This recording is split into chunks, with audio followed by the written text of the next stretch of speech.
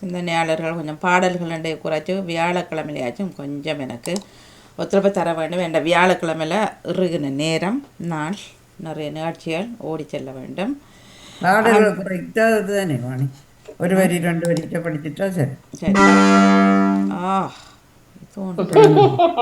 இது ட்ரெயின் வரும் கோன் அந்த கோன் மாதிரி அன்பேச உறவுகள் அனைவருக்கும் இதான வியாழம் பொழுதின் மகிழ்வான காலை உற்சாக வணக்கம் வணக்கம் வணக்கம். இந்த நாள் இனிய நாளாகவே இந்த நொடி வரைக்கும் எங்கள் எல்லோரையும் பேச ஆரம்பித்து உட்கார வச்ச கடவுளுக்கு மறவாத நன்று தானே பகிர்ந்து இன்று அனைத்து நல்ல தினங்களையும் கொண்டாடி கொண்டிருக்கும் எல்லோருக்குமே இது தர வாழ்த்துக்களையும் கூறியபடியே 16/10/2025 மற்றும் ஒரு வியாழன் காலை நேரில் பொழுதோடு இணைந்திருக்கின்றோம். வளமை போலவிடம் நிகழ்ச்சிகள் மும்மத சிந்தனை நேரம், அதனைத் தொடர்ந்து பயிற்சி யோகா பயிற்சிக்குள்ளிடம் இணைந்து செல்லலாம். அதனைத் தொடர்ந்து நாங்கள் இலக்கிய நேரம் இருக்கின்றது. பொறிச்சொல் எல்லாமே இடம்பெறும் என்று நினைக்கின்ற அதற்குள் இல்லாவிட்டால் 9 மணிக்கு நாங்கள் ஆங்கிலம் கற்போம். ஆஸ்திரேலியாவிலிருந்து வருகின்றார் திரு ஜெயரட்னமன் அவர்கள். அதனைத் தொடர்ந்து என்னை படைப்புகள் இடம்பெற்று 10:30க்கு கவிதை நேரம் பகுதி 1 சிவதர்சனி ராகன் அவர்கள். அதனைத் தொடர்ந்து நகுலா சிவநாயன் அவர்கள் இணைய காத்திருக்கின்றார்கள். மாலை நேர நிகழ்ச்சிகள் வளமை போலவே 5 மணியிலிருந்து ஆரம்பித்துக் கொள்ளும். வணக்கம் தமிழக்கா, வாங்கோ. வணக்கம் வாணி. சமூக ஒருங்கி சேவை வலியுறுத்தும் ஆண்டு 2025 ஆசிரியர் மாண்பு போன்ற மாதத்தில் இணைந்திருக்கிறோம். அனாவர் மும்மத சிந்தனை நேரம். அனாவர்கள் உங்கள் சிந்தனையை தாருங்கள். மீண்டும் ஒரு புதிய காலை பொழுதில் எங்களை இணையச் செய்த இறைவனுக்கு கோடான கோடி நன்றியை கூறிக்கொண்டு பாமுகம் தொலைக்காட்சியில் இணைந்திருக்கும் அத்தனை உறவுகளுக்கும் எனது காலை வணக்கத்தையும் வாழ்த்துக்களையும் கூறிக்கொண்டு இன்றைய நாள் உங்கள் எல்லோருக்கும் இனிய நாளாக அமைய எல்லாம் வல்ல இறைவனை பிரார்த்தித்துக் கொண்டு திருப்பாடல் 88 இறைவசனம் 3. ஏனெனில் உன் உள்ளம் துன்பத்தால் நிறைந்துள்ளது, என் உயிர் பாதாளத்தை நெருங்கிவிட்டது. தந்தை மகன் தூய ஆவியின் பேராலே ஆமென். அன்பான இறை உறவுகளே, இன்றைய காலகட்டத்தில் நாம் ஒவ்வொருவரும் ஏதோ ஒரு துன்பத்தினால் வாடிக்கொண்டிருக்கின்றோம், ஏதோ ஒரு துன்பத்தினால் கலங்கி கொண்டிருக்கின்றோம். அது பிள்ளைகளாக இருந்தாலும் சரி, நோயாக இருந்தாலும் சரி, வருமானம் இல்லையே எங்களுக்கு வாழ்வதற்கு கஷ்டமாக இருக்கின்றது என்ற அந்த ஒரு ஏக்கமாக இருந்தாலும் சரி, எங்கள் ஒவ்வொருவருடைய உள்ளத்திலும் ஏதோ ஒரு வேதனை துன்பம் எங்களை வாட்டி கொண்டிருக்கின்றது. மற்றவர்களால் நாங்கள் அவமதிக்கும் போது கூட நாங்கள் துன்பத்தால் வாடுகின்றோம். நாம் எவ்வளவு தான் எங்களை நாங்கள் எங்களுடைய உணர்வுகளை, வாய்களை, எங்களுடைய சொல்களை மற்றவர்களை புண்படுத்தாமல் வாழ்ந்தால் கூடி எங்களை மற்றவர்கள் புண்படுத்துவதற்காக, துன்பத்தில் விழுத்துவதற்காக இருக்கின்றார்கள். அந்த வேளையில் பாருங்கள், இறைவன் எங்களோடு கூட இருக்கின்றார். இறைவன் துன்ப வேளையில் எங்களுக்கு கை கொடுப்பவர்களாக இருக்கின்றார். ஏசாயா 57வது பாட 57வது அதிகாரம் 18வது இறை வார்த்தையில் சொல்லப்படுகின்றது. அவன் சென்ற பாதைகளை கண்டேன், ஆயினும் அவனை குணமாக்குவேன், அவனை நடத்தி செல்வேன், சென்று அவனுக்கு மீண்டும் ஆறுதல் அளிப்பேன் என்று இந்த வார்த்தை எங்களுக்கு கூறுகின்றது. இறைவன் ஒருவனால் தான் நமக்கு ஆறுதல் கூற முடியும். நாம் நினைப்போம் சில வேளைகளில் ஒரு நண்பர், நாங்கள் நீண்ட காலமாக நட்புடன் பழகும் ஒரு உறவு எங்களுக்காக இருக்கின்றது, எங்களுக்காக ஆறுதல் கூற இருக்கின்றது. சில சமயங்களில் அது பிழைத்து போய்விடும். ஆனால் இறைவனின் சந்நிதியில் இறைவனை நாங்கள் முற்று முழுதாக விசுவசிக்கும் போது, முற்று முழுதாக நம்பும் போது இறைவன் எங்களுக்கு ஆறுதல் அளிப்பவராக இருக்கின்றார். துன்ப வேளையில் எங்களுக்கு கை கொடுப்பவராக இருக்கின்றார். திருப்பாடல் 1 கூறுகின்றது, நீ பாதாளத்தில் விழுந்த போது நான் கைகளை கொடுத்து உன்னை தூக்கிவிட்டேன் என்று கூறுகின்றது. அதே போல அது உண்மையாகவே இருக்கும். சில வேளைகளில் தாமதமாக நமக்கு நடக்கும். இறைவன் உடனே எடுத்தவுடனே எங்களுக்கு தருபவர் அல்ல. இறைவன் எங்களை சோதிப்பவரும் அல்ல. இறைவன் எங்களுடைய மன்றாட்டுக்கு செவி சாய்க்கின்றார். மன்றாட்டை மன்றாட்டுக்கு செவி சாய்த்து அதுகளுக்கு பதில் அளிப்பவராக இருக்கின்றார். ஆகவே நாம் இறைவனை மீண்டும் மீண்டுமாக நம்ப வேண்டும். விசுவாசிக்க முழு மனதோடு முழு உள்ளத்தோடும் விசுவாசிப்பவர்களாக இருக்க வேண்டும். இந்த நாளில் நாங்கள் இறைவன் எங்களுக்கு செய்த எல்லா நன்மைகளுக்கும் நன்றியை கூறிக்கொண்டு அன்னை மரியாவின் மாதமாக இருப்பதால் அன்னை மரியாவிடம் பரிந்து தன் மகனிடம் பரிந்து பேசி எங்களுக்கு தேவையானவற்றை பெற்று தருவார் என்ற அந்த நம்பிக்கையோடு அன்னை மரியாவுக்கு நாங்கள் வாழ்த்துக்களை கூறிக்கொண்டு இயேசுவுக்கே புகழ், இயேசுவுக்கே மகிமை, மரியே வாழ்க. நன்றி, வணக்கம். நன்றி, வணக்கம். அண்ணா பாலமுரளி அவர்களே, உங்கள் சிந்தனைக்கு வாழ்த்துக்கள். அடுத்து ஜான் தேசன் உங்கள் சிந்தனையை தாருங்கள். நீங்கள் காலை உற்சாக வணக்கம். இந்திய தோப்பாளனி சகோதரர் கல்விராஜன் அவர்களுக்கும் வணக்கம். பாமுக தோப்பாளனி கலைவாணி மோகன் அவர்களுக்கும் அதிபர் நடாமோகன் அவர்களுக்கும் பார்த்தும் கேட்டுக்கொண்டிருக்கிற அனைத்து பாமுகர்களுக்கும் எனது எங்கிருந்த காலை வணக்கத்தை கிறிஸ்தாசுடன் கூறிக்கொண்டு ஆண்டியமர்ந்து தியானடேசர். இன்றைய நாள் எல்லோருக்கும் ஒரு சிறப்பான நாளாக அமைய வேண்டும் என்றும் எல்லோரும் இன்பெற்று வாழ வேண்டும் என்றும் இன்றைய நாளில் உலக தலைவர்களுக்காகவும் எங்கள் குடும்பத்தினர் அனைவருக்காகவும் உலக மக்களுக்காகவும் நோயினால் கஷ்டப்பட்டு சத்திரை சிகிச்சைமெல்லாம் கஷ்டப்படுகிறவர்களுக்காகவும் அவருடைய சுகம் பெறவும் அடுத்து இளையோரின் வருங்காலத்திற்காகவும் கடன் நோயினால் பாதிக்கப்பட்டிருப்பவர்களுக்காகவும் மரித்த ஆத்மாக்களுக்காகவும் நாங்கள் இறைவேண்டுதல் செய்வோம். இன்று பொதுக்காலத்தின் 28ஆம் வாரத்தின் 4ஆம் நாள் வியாழக்கிழமை 9034வது ஆக்கமாகும். கிறிஸ்த நற்சிந்தனை. நாம் தூயோராகவும் மாசற்றோராகவும் கடவுள் திருமேன் விளங்க வேண்டும் என தூய பவுலடியார் கூறுகின்றார். எபேசு நகர் வாழும் கிறிஸ்தவ சமுதாயத்திற்கும் அழைப்பு கொடுக்கின்றார். இந்த தலைமுறையினிடம் கணக்கு கேட்கப்படும் என இயேசு நமக்கு விடுக்கும் எச்சரிக்கை மூலமாக நாம் அன்றாட செயல்பாடுகள் தூய்மையாகவும் மாசற்றவையாகவும் இருக்கின்றனவா என்று நமது வாழ்வை ஆய்வு செய்ய அழைப்பு விடுக்கின்றார். தன் சமகால யூத சமுதாயத்தின் வாழ்வை ஆய்வு செய்த இயேசு அவர்கள் இறைவாக்கினர்களை கொலை செய்தார்கள். தொடரும் தலைமுறை அவர்களுக்கு நினைவு சின்னம் எழுப்புகின்றார்கள். எந்த குற்றச்சாட்டையும் முன்வைக்கின்றார்கள். அமைச்சர்கள் இல்லாத வேந்தன் கொடுக்கவோ அழிக்கவோ எதிரிகள் இல்லாவிட்டாலும் தானாக விழுந்து விடுவான். இவ்வாறு எடுத்துரைக்கும் பணியை செய்வர்கள் தான் இந்திய சமுதாயத்தில் இறைவாக்கினர்களாக இருக்கின்றார்கள்.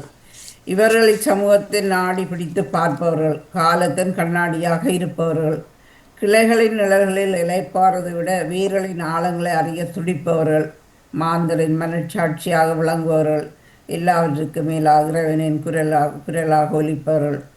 இப்படிப்பட்ட இறைவாக்கினர்களை ஏற்பதும் மதிப்பதும் அவர்களின் கருத்துக்கள் படி நடப்பதும் தூய புனித மாசற்ற வாழ்விற்கான படிக்கட்டுகள்.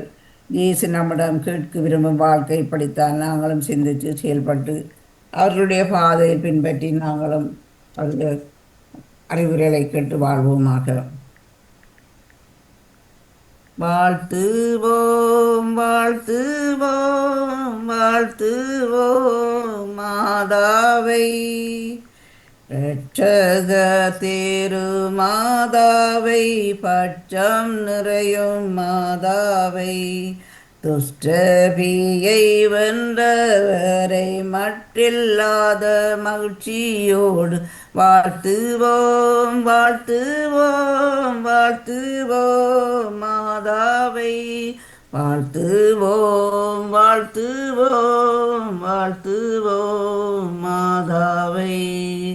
நன்றி, வணக்கம். தோழர் கல்விராஜன் அவர்கள். நன்றி, வணக்கம் ஜான் தேசன் அவர்களே. அடுத்து நேவிஸ் பிலிப் உங்கள் சிந்தனையை தாருங்கள். இனிய காலை உற்சாக வணக்கம் திருமதி ராமலர் கல்விராஜன் அவர்களே. வணக்கம்.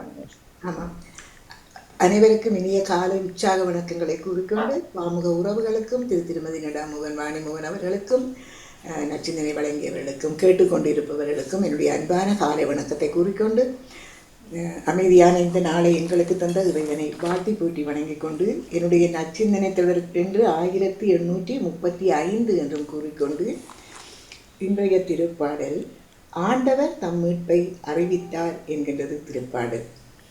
இன்றைய நற்செய்தி வாசகம் புனித லூக்கா எழுதியது அதிகாரம் 11 திருவசனங்கள் 47 54 முடிய. அக்காலத்தில் இயேசு கூறியது, பரிசேயரே, உங்களுக்கு கேடு, ஏனெனில் நீங்கள் இறைவாக்கினருக்கு நினைவு சின்னங்களை எழுப்பினீர்கள், ஆனால் அவர்களை கொலை செய்தவர்கள் உங்கள் மூதாதையரின் செயல்களுக்கு நீங்கள் சாட்சிகளாய் இருக்கின்றீர்கள். அவற்றுக்கு உடன்பட்டும் இருக்கின்றீர்கள்.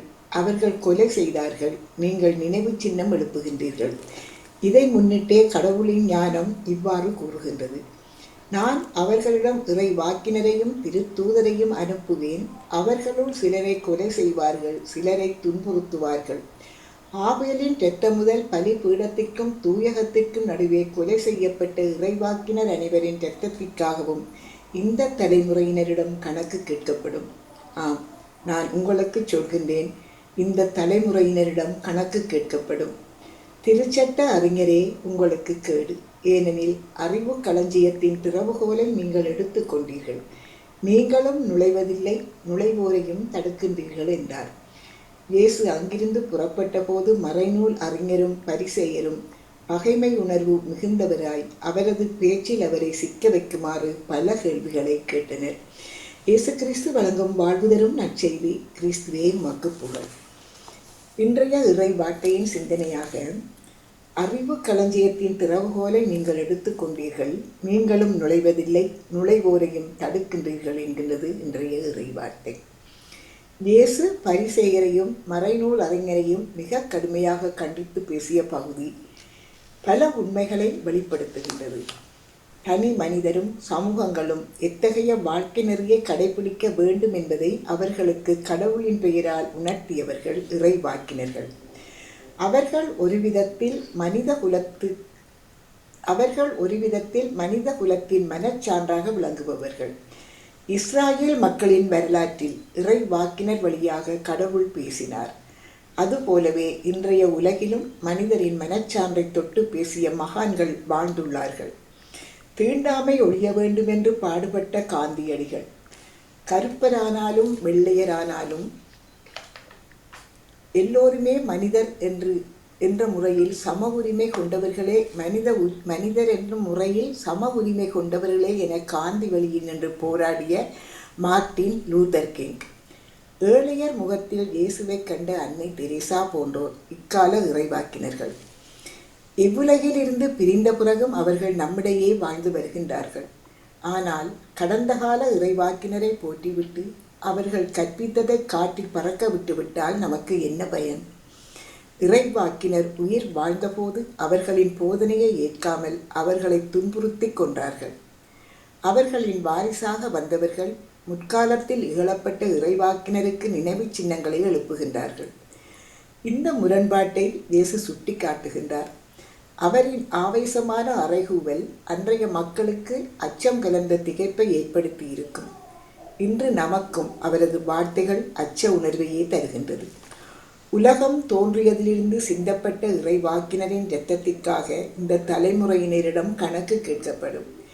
ஏனெனில் நாம் எல்லோருமே ஒருவரோடு ஒருவர் தொடர்பு கொண்டவர்களாக, ஒருவரால் மற்றவர் பாதிக்கப்பட்டவர்களாக வாழ்ந்து வருகின்றோம். இதையே இறையியல் சமூக பாவம் என்கின்றது.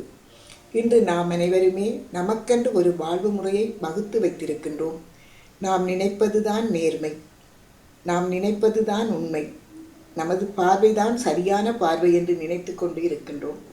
ஆனால் பொதுவான பார்வையில் எது நேர்மையோ, எது உண்மையோ, எது சரியோ அதற்கு நாம் முன்னுரிமை கொடுத்து நமது வாழ்வை அமைத்துக் கொள்வோம். இறை வார்த்தையின் ஒளியில் சிந்தித்து புது வாழ்வோம் என்று கூறிக்கொண்டு சோமாலை மாதாவின் இந்த மாதத்திலே நாங்கள் அன்னையை புகழ்ந்து ஒரு பாடல் பாடுவோம். அம்மா மரியே வாழ்க, அம்மா மரியே வாழ்க, அம்மா மரியே வாழ்க,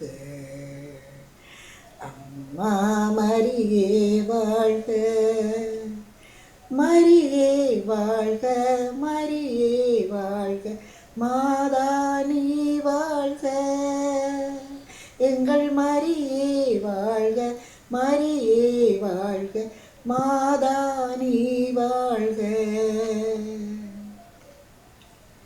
உருகாத நெஞ்சமெல்லாம் உருகுதம்மா, உன் அருகாமை காண இருள் விலகுதம்மா.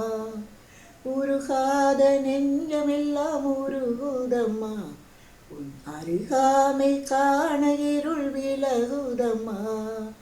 உலகங்கள் கூறுகின்ற உன் அன்பு பெருமைகளை, உலகங்கள் கூறுகின்ற உன் அன்பு பெருமைகளை உன் சந்நிதியில் உணர்ந்து கொண்டோம். ஒரு நாளில் ஒரு நாளில் ஒரு நாளில் அம்மா மரியே வாழ்க, அம்மா மரியே வாழ்க. அறியாத மாந்தருக்கு அறிய வைத்தாய், உன்னை ஆரோக்கிய தாயாக உணர வைத்தாய். அறியாத மாந்தருக்கு அறிய வைத்தாய், உன்னை ஆரோக்கிய தாயாக உணர வைத்தாய். மறையாத வானிலவாய், மாறாத வான்மழையாய். மறையாத வானிலவாய், மாறாத வான்மழையாய். திகழ்கின்ற திருமரியே நீ வாழ்க, நீ வாழ்க, நீ வாழ்க. அம்மா மரியே வாழ்க, அம்மா மரியே வாழ்க, அம்மா மரியே வாழ்க, அம்மா மரியே வாழ்க. மரியே வாழ்க, மரியே வாழ்க, மாதா நீ வாழ்க. எங்கள் மரியே வாழ்க, மரியே வாழ்க, மாதா நீ வாழ்க என்று வாழ்த்தி போற்றிக் கொண்டு, உங்களுக்கும் இந்த அதிகாலை வேளையிலே இந்த உரை வேண்டுதலை சிந்தனையில் இணைந்திருக்கின்ற எல்லோருக்கும் இந்த நாள் இனிய நாளாக மலர வேண்டும். நீங்கள் எல்லோரும் எடுத்துக்கொண்ட முயற்சிகள் எல்லாம் சுதம்பட மேம்பட்டு வளர வேண்டும் என்று வேண்டிக்கொண்டு, எங்கள் மாதாவின் ஆதரவில் அன்பில் நாங்கள் அனைவரும் ஒன்றுபட்டு வாழும்போது, எங்கள் மாதாவிடம் எங்கள் வேண்டுதல்களை நாங்கள் கேட்கும்போது, மாதா தன் மகனிடம் எங்களுக்காக பரிந்து பேசி எங்கள் வேண்டுதல்களை எல்லாம் நிறைவு செய்வார் என்ற அந்த பிரார்த்தனைகள் எங்கள் மனதில் ஒரு உறுதியை தரட்டும். எங்கள் பிரார்த்தனைகளை நாங்கள் உறுதியோடு மன்றாடும் போது எங்களுக்கு கிடைக்கும் பாமுக உறவுகளுக்காகவும், துன்பத்தில் வருந்துவோர், வறுமையில் வாடுவோர், வைத்தியசாலைகளில் வீடுகளில் நோயினால் அவதிப்பட்டு கொண்டிருப்போர் அனைவருக்கும் இறைவன் நல்ல ஒரு ஆறுதலாக, தேறுதலாக, அன்னையாக இருந்து எங்கள் எல்லோரையும் பாதுகாப்பார் என்று வேண்டிக்கொண்டு, பாமுக உறவுகளுக்காகவும் பாமுகத்தை நடத்தி கொண்டிருக்கின்ற திருமதி நடாமுகன் வாணிமுகன் ராவை குடும்பத்தினருக்கும் எங்களுடைய அன்பான வாழ்த்துக்களையும் நன்றிகளையும் கூறி, அவர்களுடைய வேண்டுதல்கள் எல்லாம் இறைவன் நிறைவாக கேட்டு ஆசீர்வதிக்க வேண்டும் என்ற பிரார்த்தனைகளோடு உங்களிடம் அன்பாக விடைபெறுகிறேன். திருமதி தவமலர் கல்விராஜன் அவர்களே, நன்றி, வணக்கம். நன்றி, வணக்கம். நேவிஸ்பிரிட்ஸ் அவர்களே, உங்கள் சிந்தனைக்கு வாழ்த்துக்கள். அடுத்து பாலன் வேலுப்பிள்ளை அவர்கள் உங்கள் சிந்தனையை தாருங்கள். மீண்டும் ஒரு புதிய நாளை காண தந்த சர்வத்தையும் சிருஷ்டித்து ஆளுகை செய்து கொண்டிருக்கின்ற இயேசு ராஜாவுக்கு இதயத்தின் ஆழத்திலிருந்து கோடான கோடி நன்றிகளை சொல்லிக்கொண்டு, அப்படி உமது அன்பு சகோதரி தோப்பாலனி திருமதி தவமலர் கல்விராஜனுக்கு இனிமையான காலை வணக்கம். நலமாக உற்சாகமா இருக்கீங்களா? இனிமையான காலை வணக்கம் பாலன். நான் உற்சாகமா இருப்பேன். மிக்க நன்றி. நீங்களும் அப்படித்தானே? ஓ சரி, நானும் உற்சாகமா இருக்கேன் சகோதரி. மிக்க நன்றி சகோதரி. இப்படி சகோதரி நன்றிகளை சொல்லிக்கொண்டு, அப்படி எமது அன்பு சகோதரர் பாமோத்தின் அதிபர் திருவாளர் நடா மோகனுக்கும் மற்றும் அன்பு சகோதரி திருமதி கலைவாணி மோகனுக்கும் மற்றும் பாமோத்தில் கரம் சிறப்பிக்கின்ற அனைத்து குடும்ப உறவுகளுக்கும் மற்றும் எல்லோருக்கும் இயேசுராஜனுடைய நிறைவான ஆசீர்வாதங்கள் ஆணு தினமும் அனைத்து உறவுகளுக்கும் கிடைக்க வேண்டும் என்று சொல்லி, சர்வ வல்லவருடைய இயேசு கிறிஸ்துவின் நாமத்தில் ஒவ்வொருவரையும் பேர் பேராக வாழ்த்திக் கொண்டு, தண்டிலிருந்து கரவட்டி மேற்கு வேலுப்பிள்ளை பாலன், இன்னைக்கு கிறிஸ்தவர் தொழிலக்கம் சௌரி 630 என்று சொல்லிக்கொண்டு, பழமை போல பரிசுத்த வேதாம் பைபிள்ல இருந்து பழைய ஏற்பாட்டில் ஆதியாகமம் 27ஆம் அதிகாரம் நேற்று வாச்சினான் நிறைவார்த்தைகள் 10-20 முடிய இன்னொரு சாராம்சமாக ஈசாக்கு 2 மான் பிறக்கினம், நாளைக்கு ஏசா மற்ற யாக்கோபு அப்ப தாய் மகன் சொல்றேன், நான் மரிக்க போறேன், எனக்கு வயது போயிட்டு கண்ணு தெரியாம போயிட்டுது. மூத்த மகன் சொல்ற, காட்டுக்கு போய் வேட்டையாடி கொண்டு வா, நான் சமைச்சு உன்னை ஆசீர்வதிக்கணும்னு சொல்லி அது தாய் கேட்ட மனைவி கேட்ட நிக்கிறா. அப்ப மனைவிக்கு விருப்பம் இல்லை அந்த ஆசீர்வாதம் மூத்த மகனுக்கு போறது. அப்ப 2ஆம் மகனுக்கு இளைய மகனுக்கு சொல்றா, யாக்கோபுக்கு நீ மந்தையில போய் 2 ஆட்டை அடிச்சு கொண்டு வா, நான் ஒரு ருசியா சமைச்சு கொண்டு வந்து தாரேன், அதை கொண்டே இந்த அண்ணன் வர முதல்ல கொண்டே உன் அப்பாட்ட கொடுத்து அந்த ஆசீர்வாதம் முழுக்க நீ எடுத்துக்கொள்ளணும்னு சொல்லி தாய் சூழ்ச்சி செய்யறான். அப்ப மான்னு சொல்றார், எனக்கு கையில ரோமம் ஒன்றும் இல்லை, அப்ப அப்பா தடவை பார்த்து பிடிச்சிட்டு வரேன்னு சொன்ன உடனே நான் சொல்றேன், பிரச்சனை இல்லை, நீ அவட்ட அண்ணாண்ட உடுப்பை எடுத்துக்கொண்டு வா, ஆட்டு பந்தயத்துல தோல் இருக்குது, அதை கையில போட்டு விடுறாரு, ஒழித்து தாப்பரன்ட்ட விடுறா, அது ஈசா கிட்ட விடுறா, இந்த ஆசீர்வாதம் நீயே பெற்றுக் கொள்ளணும்னு சொல்லி தாய் சூழ்ச்சி விடைக்க. அப்ப அவர் சொல்றாரு, அப்பா அதோட சபிச்சுட்டா என்ன செய்யலாம் என்று அந்த சாவம் இன்னட்டே விட்டுறோம்னு சொல்றா தாய்க்காரி. அப்ப அவர் பயந்து போறார். அப்ப தாப்பனுக்கு ஏதாவது மிச்சம் வந்துட்டு அவர் தடவை பார்த்துட்டு கேட்கிறார், நீ ஆண்டவர் ஓமன்னு சொல்றார். அது பிறகு கேட்கிறா, என்னென்னு உனக்கு கூடிய சீக்கிரம் இந்த ஆட்டுக்கடை உனக்கு கிடைச்ச வேண்டு. அப்ப பொய் சொல்றார், நீங்க வணங்குற கத்தர் எனக்கு கூடிய சீக்கிரத்தை கிடைக்க செய்தான்னு சொல்லி தாப்பனுக்கு பொய் சொல்றார். தாப்பனுக்கு ஏற்கனவே மிச்சம் வந்துட்டு அவன் நேற்று முடிஞ்சது. இன்றைக்கு தாயின் சூழ்ச்சி 2ஆம் ஆண்டு தான் அந்த ஆசீர்வாதம் முழுக்க போகணும்னு சொல்லி அதோட நேற்று முடிஞ்சது. இன்றைக்கு சகோதரி ஆதியாகமம் 27ஆம் அதிகாரம் இறை வார்த்தைகள் 20-30 முடியும். கர்த்தருடைய பரிசுத்தம் உள்ள நாமத்துக்கு ஸ்தோத்திரம். அப்பொழுது ஈசாக்கு தன் குமாரனை நோக்கி, என் மகனே, இது உனக்கு இத்தனை சீக்கிரமாய் எப்படி அகப்பட்டது என்றான். அவன், உம்முடைய தேவனாய கர்த்தர் எனக்கு நேரிட பண்ணினார் என்றான். நேற்று வரை. அப்பொழுது ஈசாக்கு யாக்கோபை நோக்கி, என் மகனே, நீ என் குமாரனாகிய ஏசாதானோ அல்லவோ என்று நான் உன்னை தடவி பார்க்கும்படி கிட்டவா என்றான். யாக்கோபு தன் தகப்பனாகிய ஈசா கண்டையில் கிட்ட போனான். அவன் இவனை தடவி பார்த்து, சத்தம் யாக்கோபின் சத்தம், கைகளோ ஏசாவின் கைகள் என்று சொல்லி, அவனுடைய கைகள் அவன் சகோதரனாகிய ஏசாவின் கைகளைப் போல ரோமம் உள்ளவைகளாக இருந்தபடியினாலே இன்னான் என்று அறியாமல் அவனை ஆசீர்வதித்து, நீ என் குமாரனாகிய ஏசாதானோ என்றான். அவன், நான் தான் என்றான். அப்பொழுது அவன், என் குமாரனே, நீ வேட்டையாடி கொண்டு வந்ததை நான் புசித்து என் ஆத்துமா உன்னை ஆசீர்வதிக்கும்படி அதை என்கிட்ட கொண்டு வா என்றார். அவன் அதை கிட்ட கொண்டு போனான். அப்பொழுது அவன் புசித்தான். பிற்பாடு திராட்சரசம் அவனுக்கு கொண்டு வந்து கொடுத்தார். அவர் குடித்தார். அப்பொழுது அவர் தகப்பனாகிய ஈசாக்கு அவரை நோக்கி, என் மகனே, நீ கிட்ட வந்து என்னை முத்தம் செய் என்றார். அவர் கிட்ட போய் அவரை முத்தம் செய்தான். அப்பொழுது அவருடைய வஸ்திரங்களின் வாசனையை மோந்து, இதோ என் குமாரனுடைய வாசனை கர்த்தர் ஆசீர்வதித்த வயல்வெளியின் வாசனையை போல் இருக்கிறது. தேவன் உனக்கு வானத்து பனியையும் பூமியின் கொடுமையையும் கொடுத்து மிகுந்த தானியத்தையும் திராட்சரசத்தையும் தந்தருவாராக.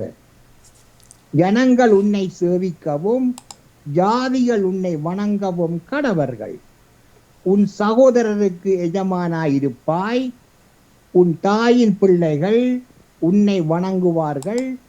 உன்னை சபிக்கிறவர்கள் சபிக்கப்பட்டவர்களும் உன்னை ஆசீர்வதிக்கிறவர்கள் ஆசீர்வதிக்கப்பட்டவர்களுமாயிருப்பார்கள் என்று சொல்லி அவனை ஆசீர்வதித்தார்.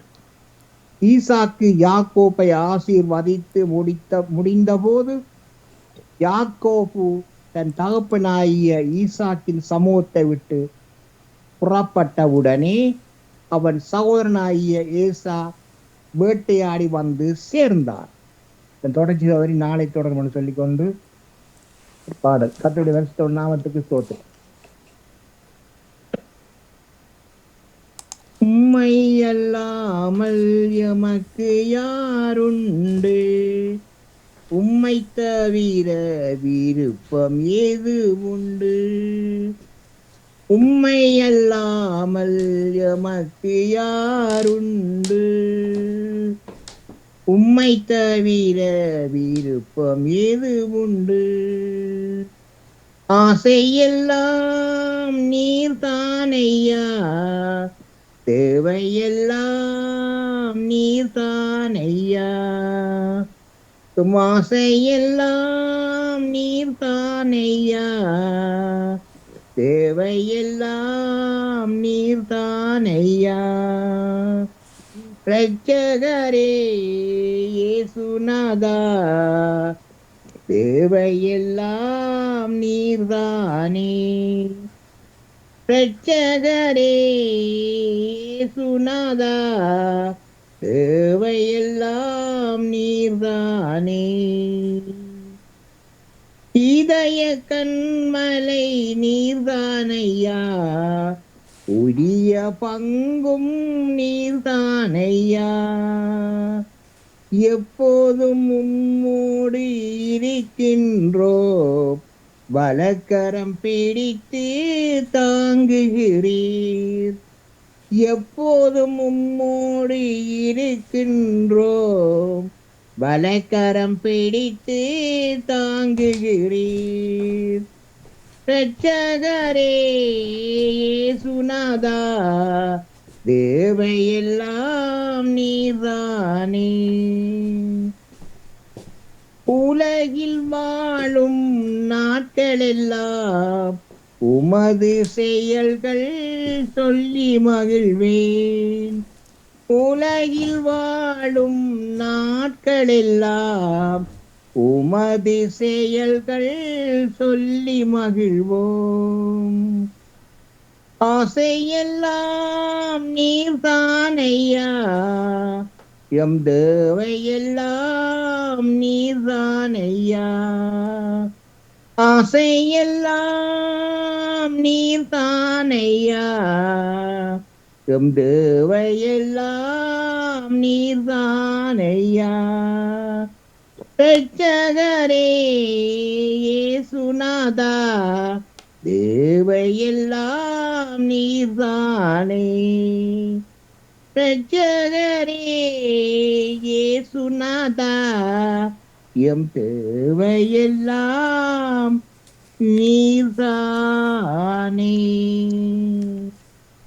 அன்பான அப்பாவுக்கு முன்பு நான் சொல்லிக்கொண்டு தகப்பனே, உடைய பிள்ளைகள் பெரியான மார்க்கமாக எந்தெந்த வாகனங்களில் வழியில் சென்று கொண்டிருக்கிறார்களோ, செல்ல இருக்கின்றார்களோ, மற்றும் எந்தெந்த இடங்களில் இருக்கின்றார்களோ எல்லா இடங்களிலும் இயேசப்பாவுடைய பிரசன்னம் பாதுகாப்பிருக்க நிச்சயிப்பேன் ராஜா.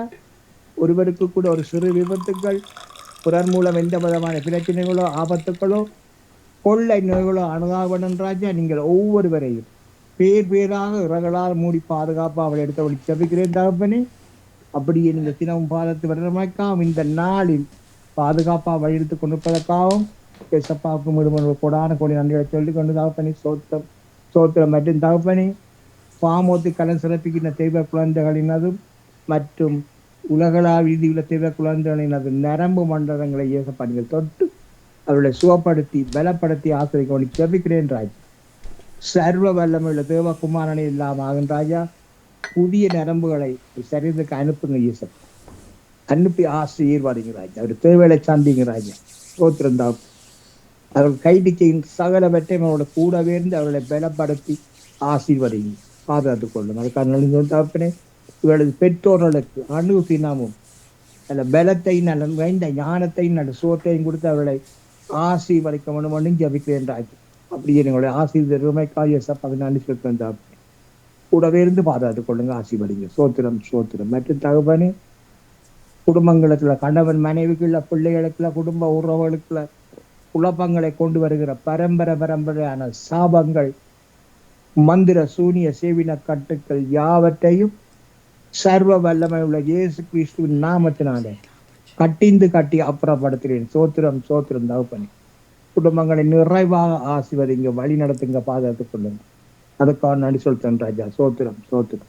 மற்றும் தகப்பனே பாமோத்தின் அதிபர் குடும்பம் கைட்டு செய்யும் சகலவற்றையும் அவரோட கூடவே இருந்து அனுதினமும் அவர்களை ஆசீர்வதித்து பலப்படுத்தி அவர்களை வழிநடத்தம்னு சொல்லி பேசப்பாட பிரார்த்தனை எடுத்துக்கொண்டு சௌரி விடப்படுறேன்.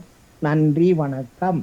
நன்றி, வணக்கம். பாலன் வேலுப்பிள்ளை அவர்களே, உங்கள் சிந்தனைக்கு வாழ்த்துக்கள். அடுத்து மஜிதா முகமது ஏதாவது சிந்தனை சொல்ல போறீங்களா?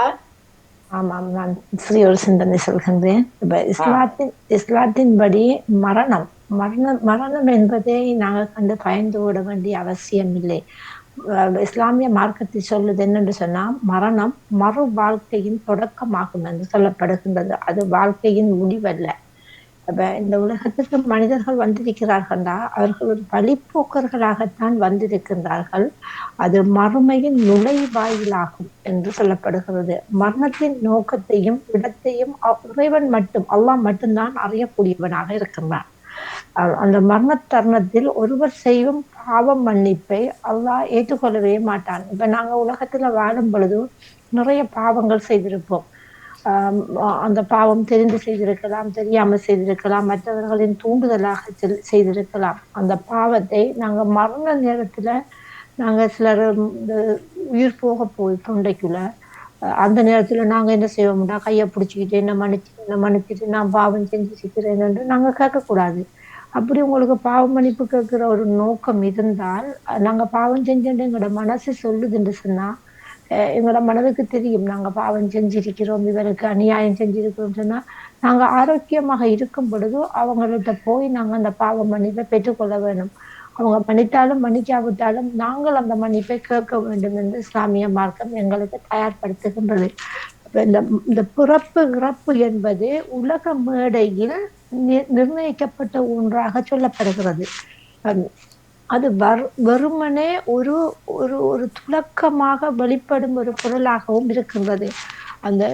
அது ஒரு மாயையின் செப்பீடு வித்தை என்று சொல்லப்படுகின்றது. ஒரு மாயையின் வித்தை செப்பினா ஒரு மந்திர மாதிரி. அது ஒரு இறப்பும் பிறப்பும்.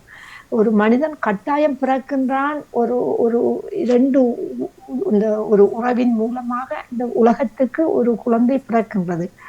ஆனால் அந்த பிறக்கின்ற குழந்தை இத்தனை மாதத்தில் பிறக்கும் என்று எல்லோருக்கும் தெரியும்.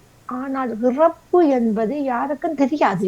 நாங்க எங்க பிறக்க போறோம், எப்படி இறக்க போறோம், எந்த வயசுல இறக்க போறோம் என்று யாருக்கும் தெரியாது. ஆனால் நீங்கள் இரும்பு கோட்டைக்குள் இருந்தாலும் மரணம் உங்களை சுவைத்தே தீரும் என நபிகள் நாயகம் ஸல்லல்லாஹு அலைஹி வஸல்லம் அவர்கள் கூறியிருக்கின்றார். அப்ப அது மறுமையின் வாழ்வின் தொடக்கம் அந்த மரணம் என்பதால நாங்க நிறைய விடயத்துல அந்த மரணத்துக்கு முன்பு நாங்க ஆயத்தப்படுத்தி கொள்ள வேணும். இப்ப நாங்க எங்களோட குழந்தைகளை பாடசாலைக்கு கொண்டு விட்டு 1ஆம் வகுப்புல இருந்து 12ஆம் வகுப்பு வரையும் ஒரு பரீட்சைக்காக நாங்க இவ்வளவு தயார்படுத்துகின்றோம். ஏஎல் படிக்கணும், ஓஎல் படிக்கணும், அதுக்கு பிறகு கேம்பஸுக்கு போகணும், அதுக்கு பிறகு அவர் வைத்திய துறையிலேயோ மல்ல துறையிலேயோ எந்த துறையில வேணுமானாலும் போக வேண்டும். நாங்க தயார்படுத்துறோம். டியூஷனா தூக்கி கொண்டு ஓடுறோம் அந்த குழந்தைகளை. ஆனால் எங்களோட மறுமைக்காக நாங்க எதை விதைத்திருக்கின்றோம், என்ன செய்திருக்கின்றோம், என்ன நன்மை செஞ்சிருக்கிறோம், என்ன தீமை செய்திருக்கிறோம், எதை அகற்ற வேண்டும். இறைவன் எங்களுக்கு வழிகாட்டியலாக 1,40,000 இறை தூதர்களை இந்த உலகத்துக்கு அனுப்பியிருக்கின்றார். அதுல 25 பேரை முதன்மைப்படுத்தி குர்ஆன்ல சொல்லப்பட்டிருக்கிறது. அதுலயும் 10 பேரு முக்கியத்துவப்படுத்தப்பட்டிருக்கிறது. அதுலயும் 4 பேருக்கு வேதங்கள் கொடுக்கப்பட்டிருக்கிறது. ஈசா நபி, மூசா நபி, தாவூது நபி, முகமது நபி, அவங்க 4 பேருக்கும் வேதங்கள் கொடுக்கப்பட்டிருக்கிறது. அந்த வேதங்கள் மூலமாக எங்களுக்கு ஒரு வழிகாட்டலை இந்த உலகத்துக்கு இறைவன் அனுப்பியிருக்கின்றான். அந்த வழிகாட்டல்ல எங்களுக்கு அதுல நன்மையான விடயங்கள், தீமையான விடயங்கள், இதை தவித்துக் கொள்ள வேண்டும் என்றுதான் சொல்லப்பட்டிருக்கிறது. இது ஏன் சொல்லப்பட்டிருக்கிறது, எதற்காக சொல்லப்பட்டிருக்கிறது என்று நாங்க தெரிந்து கொள்ள வேண்டும். முதலாவது அதுல தெரிந்து கொண்டு, சிலர் சொல்லுவாங்க மரணத்துக்கு எந்த நேரத்திலையும் கெட்ட வார்த்தை. மரணம் ஒரு கெட்ட வார்த்தை அல்ல. எங்களுக்கு எங்களோட வாழ்க்கைக்கான தயார்படுத்தலுக்கான அந்த 4 எழுத்து சொற்கள் மரணம். நாங்க மரணத்தை கண்டு ஏன் பயப்பட வேண்டும், எதற்காக பயப்பட வேண்டும்? ஒரு நோய் என்பது ஒரு உடல் ரீதியாக ஏற்படுறது ஒன்றுதான், அதுக்கு நிவாரணம் இருக்கு. ஆனால் மரணத்துக்கு என்ன நிவாரணம் இருக்கு சொல்லுங்க பாப்போம். யாராவது இந்த மரணத்திலிருந்து தப்ப முடியும் என்று ஒருவர் சொல்லட்டும். இந்த உலகத்துல எத்தனையோ விஞ்ஞானங்கள் கண்டுபிடித்தவர்கள் சொல்லட்டும். இல்லை, நாங்க எப்ப எங்க எப்படி மரணிப்போம் என்பது யாருக்கும் தெரியாது. ஆனால் அது நிச்சயிக்கப்பட்டது ஒன்று என்று சொல்லப்படுகின்றது. அந்த மரணத்துக்கான ஆயத்தத்தை நாங்க சொல்ல வேண்டும். நாங்க இப்பொழுதே இருந்து அதற்காக தயார்படுத்த வேணும். குழந்தை ஒரு ஒரு ஒரு பெற்றோருக்கு சொல்லப்படுது எப்படி என்றால், இஸ்லாமிய மார்க்கத்தில் அந்த குழந்தை வயிற்றில் இருக்கும் போதோ அல்லது பருவம் அடையாமல் மரணம் அடைந்தால் அந்த பெற்றோர்கள் கொடுத்து வைத்தவர்கள் என்று சொல்லப்படுகிறது. ஏனென்று சொன்னால், இறைவனிட்டு அந்த குழந்தை வாதாடுமாம், எங்க பெற்றோர்களை நரகத்தில் போட்டு விடாதே என்று வாதாடுமாம்.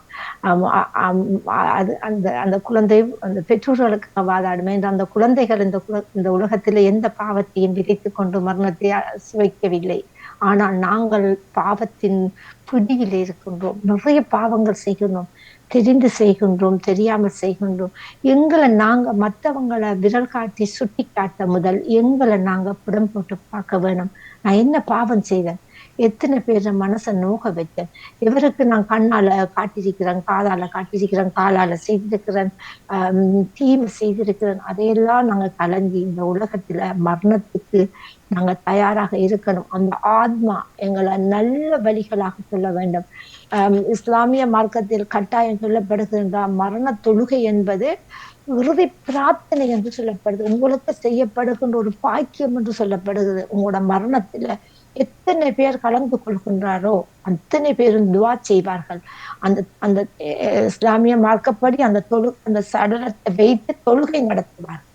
ஆனா அந்த தொழுகையில வித்தியாசமா இருக்கும். இறைவனுக்காக நாங்க பூமியில தலையை வைத்து பணிந்து தொழுவோம். ஆனால் அங்கு இருப்பது ஒரு உடலற்ற சடலம், ஒரு மனிதர் என்பதற்காக நாங்க அவருக்கு நின்று நாங்க தலை வணங்க மாட்டோம். அந்த மரண தொழுகையில் நாங்க நின்ற நிலையில நாங்க அந்த தொழுகையை முடிப்போம். ஆண்கள் வீட்டுல பெண்கள் தொழுது கொள்வார்கள். ஆனால் அந்த தொழுகையில இறுதியாக அவருக்காக அந்த மரண சடங்கில் அந்த தொழுகையில் கலந்து கொண்டவர்கள் பிரார்த்தனை செய்வார்கள். இவர் செய்த பாவங்கள், தெரிந்து தெரியாமல் செய்த பாவங்கள் எல்லாம் மன்னித்து விடு. அந்த நேரத்தில் மலக்குகள் என்பது வான தூதர்கள் கையேந்தி கொண்டிருப்பார்களாம். எத்தனை பேர் இதற்காக துவா செய்கின்றார், பிரார்த்தனை செய்கின்றார், இவர பாவ மன்னிப்பை இறைவனிடம் மன்றாடுகின்றார்கள் என்று சொல்கின்றார். 40 பேருக்கு மேல ஒரு மரணத்தில் கலந்து கொண்டார்கள் என்றால் அவரை இறைவன் அவருடைய பாவத்தை மன்னிப்பதற்கு சந்தர்ப்பம் இருக்கின்றது என்று இஸ்லாமிய மார்க்கம் கூறுகின்றது. எனவே நாங்கள் நோயால இருக்கும் பொழுது நாங்க பாவ மன்னிப்பை கேட்டுக்கொள்ள வேண்டும். வேதனையில் இருக்கும் போது நாங்க பாவ மன்னிப்பை கேட்டுக்கொள்ள வேண்டும். சுகதேசிகளாக இருக்கும் போது பாவ மன்னிப்பு கேட்டுக்கொள்ள வேண்டும்.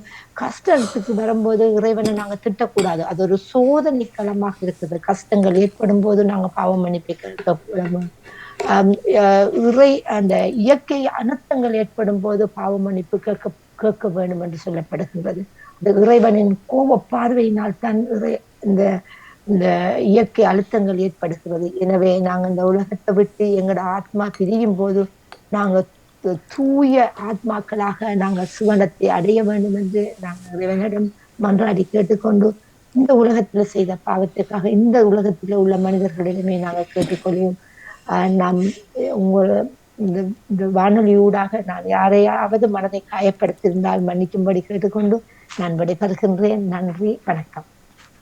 நன்றி, வணக்கம். பஜ்ரா முகமது அவர்களே, காலையில் கிறிஸ்தவ சிந்தனை தந்த அண்ணா பாலமுரளி அவர்கள், தியானதேசன் அவர்கள், பாலன் வேலுப்பிள்ளை அவர்கள், அடுத்து பஜ்ரா முகமது அவர்கள் அனைவருக்கும் வாழ்த்து கூறி, ஈஸ்வரன் வந்திருக்கிறார், நகுலா அவர்கள் வந்திருக்கிறார்கள், செல்வி நித்யானந்த் அனைவருக்கும் வரவேற்றபடி வாணி தொடருங்கள். வணக்கம். வணக்கம் தவமிரக்கா, பொது சிந்தனைக்கு வந்திருக்கிறேன். சரி சரி, அவர் தாருங்கள். ஆமா, அருமையாக நீங்கள் இந்த நிகழ்வை தொகுத்து வழங்கி இருக்கிறீர்கள். வாழ்த்துக்கள் உங்களுக்கு. அதாவது என்னுடைய பொது சிந்தனை என்னென்றால், நான் நேற்று ஒரு இறப்பு வீட்டுக்கு போனேன். அந்த இறப்பு வீடு 10 பேர் மட்டும்தான் கலந்து கொண்டார்கள். அவர்களுடைய உறவுகள் மட்டும் 4 பேர், நாங்கள் மட்டும் அதாவது அந்த ஊர் மக்கள் மட்டும் 6 பேர், 10 பேர். அவக்கு எந்த ஒரு வைபவமும் செய்யல. அவ ஏற்கனவே 85 வயது பெண்மணி இறந்து விட்டார். அவருக்கு பிள்ளைகளும் ஏற்கனவே இறந்து விட்டார்கள்.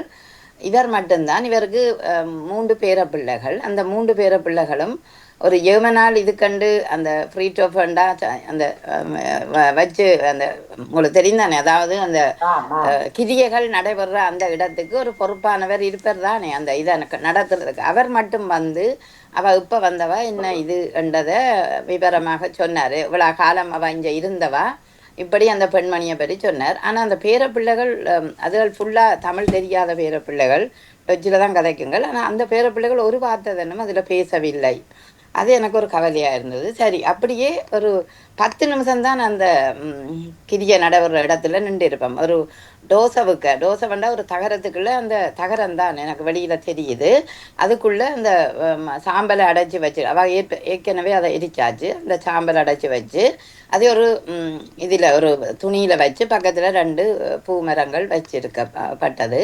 பேருந்து அப்படியே அந்த பூமரம் ஒரு ஆள் எடுத்துக்கொண்டு போக, ஒரு ஆள் அந்த அந்த அந்த அவற்றை பேரன்மார் 3 பேரும், ஒரு ஆள் பூ, ஒரு ஆள் அந்த பேணியை தூக்கி கொண்டு, இன்னொரு ஆள் இல்லை ஒன்றுமில்லை, அவர் சும்மா போனார். அப்படியே கொண்டு போய் பார்த்தால் அந்த ஃப்ரீட்டோவுக்குள்ள போனோம்டா நாங்கள் சொல்லுவோம், எனக்கு எப்படி கேடுன்னு 6 அடி நிலந்தான் சொந்தம் என்று ஒரு காலம் நாங்கள் படிச்சிருக்கிறோம். என்னங்கட சவப்பட்டி எங்கட ஒரு மனிதன் உடம்பு அளவுக்கு 6 அடி. ஆனா இன்றைக்கு 3 அடியும் இல்லை. அது ஒரு சின்ன தகரம்தான். அந்த நாங்கள் இந்த நெஸ்பிரே வேண்டோம், நெஸ்பிரே இலங்கையில இருந்தது உங்களுக்கு தெரியும், அந்த அளவுக்கு தான் இருக்கும்.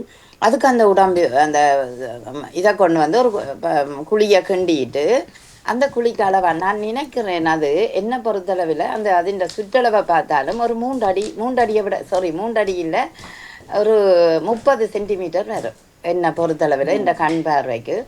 அதுக்குள்ள அதை வச்சு நாங்கள் எல்லாரும் அதுக்கு பூவை போட்டுட்டு அந்த பிள்ளைகளும் போட்டுட்டு, மண் கூட அதுகள் போடையில, அது டெம்பரரியாக தான் அதில் வச்சிருக்கணும். ஆனால் கொஞ்ச நாள்கள் எடுத்து கொண்டே போட்டுட்டு அந்த நிலத்தை வேறு யாருக்கும் சொந்தமாக கொடுத்துருவினோம். என்ற இவை பராமரிக்காட்டி இருக்காது.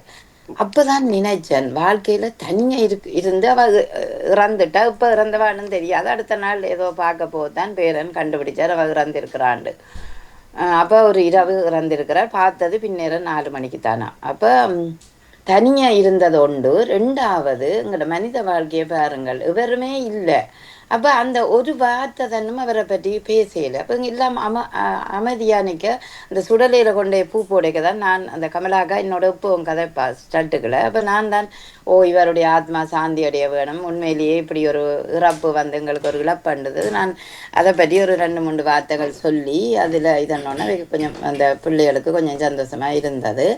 என்ன பிரச்சனைண்டா, எங்களோட வாழ்க்கை இப்படித்தான் போகுது. நாங்கள் 6 அடி நிலம் என்று சொந்தம் இல்லையே, அது ஒரு அரியடி நிலமும் இல்லை எங்களுக்கு. அதுக்குள்ளதான் எங்களோட வாழ்க்கை போகுது. அப்ப இதுக்குள்ள பிறப்புக்கும் இறப்புக்கும் இடையில் உள்ள அந்த வாழ்க்கையை நாங்கள் நல்லபடி வாழாம, மகிழ்ச்சியாக வாழாம, அல்லது ஒருவரோடு ஒருவர் அன்பாக இல்லாமல், வஜிதா சொன்ன மாதிரி அந்த மன்னித்தல், பாவங்கள், மறத்தல் அத்தனையும் இல்லாமல் நாங்கள் வாழ்ந்தே மடிகிறதுல இன்னும் இன்பம் கிடக்குது என்று யோசிச்சேன். ஆகவே எல்லோருமே நாங்கள் ஒற்றுமையாக அன்பாக எல்லாம் பெற வேணும் என்று சொல்லல, அது எல்லாம் கிடைக்காது. அதுக்குள்ள நாங்கள் பிழைகள் செய்தாலும் அதை திருந்தி மன்னிப்பு கேட்டோ அல்லது மன்னிப்பு கேட்காம என்றாலும் அவர்களை மன்னித்து தன்னை மனதார விட்டோ அப்படி நல்ல வார்த்தைகள் பேசியோ அப்படி இருந்தவண்டா எங்களுக்கு என்ன பொறுத்தளவில் நல்லது. அந்த இடத்துல அந்த கண்ணீர் துளிகளை தவிர ஒன்றுமே மௌனமாகவே எல்லோரும் நின்றார்கள். அதை பார்க்க எனக்கு இது ஒரு புதுமையாக இருந்தது. எத்தனையோ கிறிஸ்டியன் இறப்பு வீட்டுக்கு சென்று இருக்கிறேன். நான் இது ஒரு குழிக்குள் மட்டும் இது வச்ச இந்த தகரத்தோட இந்த சாம்பலை பார்க்கும்போது ஆகா என்ன இப்படி வாழ்க்கையா. சரி, நன்றி நன்றி நன்றி. அடுத்த ஆஸ்திரேலியாவிலிருந்து இணைந்து விட்டார்கள் அடுத்த வகுப்புக்காக. நன்றி நவலாக்கா, தொடர்ந்து கொள்வோம். பிறகு இதை பற்றி பேசுவோம் ஒரு முறை. சரி சரி, நன்றி. ஈஸ்வரன் கோய்க்கா உங்கள் சிந்தனை. வணக்கம் எல்லோருக்கும் வணக்கம். அடுத்த கிளாஸுக்கு இடம் கொடுக்க வேண்டும். எல்லோருக்கும் வணக்கம். அறிவு இறைவனண்டா இயற்கையா இருக்கலாம் என்பவரை காண துடிக்கிறது. கற்பனை உலகம் முழுவதையும் உணைக்கின்றது. நன்றி வணக்கம். நன்றி வணக்கம். நன்றி வணக்கம். நன்றி வணக்கம். நன்றி தமிழக்கா. நன்றி வணக்கம். நன்றி தாமலக்கா. நன்றி நன்றி ஈஸ்வரன் அண்ணா. இரவுக்கு வருகின்றது மும்மத சிந்தனை நேரம். நன்றி, வணக்கம். எத்தனையோ முறை நான் சொல்லிட்டேன், இந்த வியாழக்கிழமையில் தயவு செய்து பாடல்களை குறைத்து சிந்தனைகளையும் குறைங்கொண்டு சொல்லி. இன்றைக்கு எங்களுக்கான நேரம் இல்லாமல் போய்விட்டது. பயிற்சி நேரம் நாங்கள் செய்கிறது 8:30 மணிக்கு, அது இல்லாமல் போகுது. ஏன்னால் அண்ணா ஆஸ்திரேலியாவிலேருந்து நடந்திருக்கின்றார், அவருக்கான சரியான நேரம் 9 மணிக்கு நான் கொடுத்தே ஆகணும். நேற்று இலக்கிய நேரம் மற்ற தகவல் எல்லாம் விடப்பட்டது, அது இன்றைக்கு நான் நினைக்க வேண்டும். இப்போ அண்ணாவின் நிகழ்ச்சியை தொடர்ந்து வருகின்றது அந்த நிகழ்ச்சியால், அது பிறகு கவிதை நேரம். எங்களுக்கான பயிற்சி நேரம் இல்லை. சாரி சொல்லியிருக்கா முடியாது. நான் ஆரம்பிக்கலையே சொன்னேன், நான் சிந்தனைகளை குறைங்கோ பாடல்களை குறைங்கோன்னு சொல்லி 8-10 நிமிஷம் சிந்தனை நேரம் போகுது, 15 நிமிஷம் எல்லாம் போகுது ஒரு ஆளுக்கு. சரி, இன்னும் வரும் வாரங்களில் தயவு செய்து நான் இனி சிந்தனைக்கான அந்த எத்தனை நிமிஷம்ன்றதை நான் கட்டாயம் செய்து ஆகணும் என்ற எங்களுக்கான பயிற்சி இன்றைக்கு இல்லாமல் போயிட்டது. காத்திருந்தவங்களுக்கும் மிக்க நன்றி, மன்னிப்பையும் வேண்டிக் கொள்கின்றோம். தயவு செய்து வியாழக்கிழமைகளில் சிந்தனைகளை குறைங்க, பாட்டு அப்படியே இல்லாமல் விடுங்கள் தயவு செய்து. முழு பாட்டெல்லாம் பாடுறீங்கள் இருந்ததில்ல. அதான் வெள்ளிக்கிழமை நாளைக்கு பன்னிசை நேரம் இருக்குது. நான் இப்போ எத்தனையோ முறை சொல்லிட்டேன், பன்னிசை காலையிலையும் வெள்ளிக்கிழமை தேவையில்லை, நீங்கள் பன்னிசை நேரத்திலே பாடுங்கன்னு சொல்லி. நன்றி, வணக்கம்.